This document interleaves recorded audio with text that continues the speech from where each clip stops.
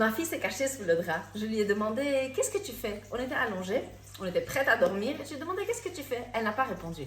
Après, elle s'est tournée, elle a enlevé le drap. Elle m'a dit, maman, j'aime ce qu'il y a dans le nez. Et là, j'ai compris.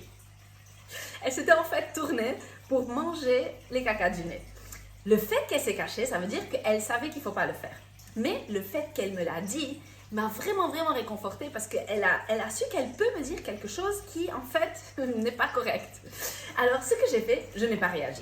Parce que si je réagis, je ne vais pas continuer à lui donner cette aise à venir me dire les choses. Donc moi, je n'ai pas réagi, j'ai souri et j'ai pensé à ma réponse. Et à un moment, je lui ai dit, tu sais quoi? Maintenant que j'y pense, je me rappelle que je le faisais aussi.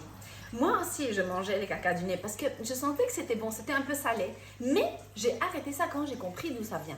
Les cacas de nez sont des saletés parce que quand on respire, toutes les saletés de la journée s'arrêtent ici. Et donc, on ne veut pas que ces saletés viennent dans le ventre. Quand tu es à côté d'un robinet d'eau, tu les enlèves et tu laves avec la main. Mais sinon, si tu n'es pas à côté d'un robinet, on fait ça avec un papier. Mais qu'est-ce que j'ai gagné à ce moment-là? À ce moment-là, j'ai gagné le fait que ma fille sait qu'elle peut venir me dire les choses, même si c'est quelque chose de difficile. Parce que si j'avais fait quoi? Non, il faut pas! Elle aurait pensé, la prochaine fois que quelque chose se serait passé, elle aurait pensé, oh, je dois surtout pas le dire à ma maman parce qu'elle peut même pas se contrôler. Elle ne peut pas accepter ma réalité. Donc moi, je lui ai montré qu'elle peut avoir confiance en moi, que je peux accepter ses réalités. Et donc, avec ces petites choses qui se passent de façon journalière, je suis en train de préparer la période d'adolescence pour qu'elle continue à venir me dire les choses.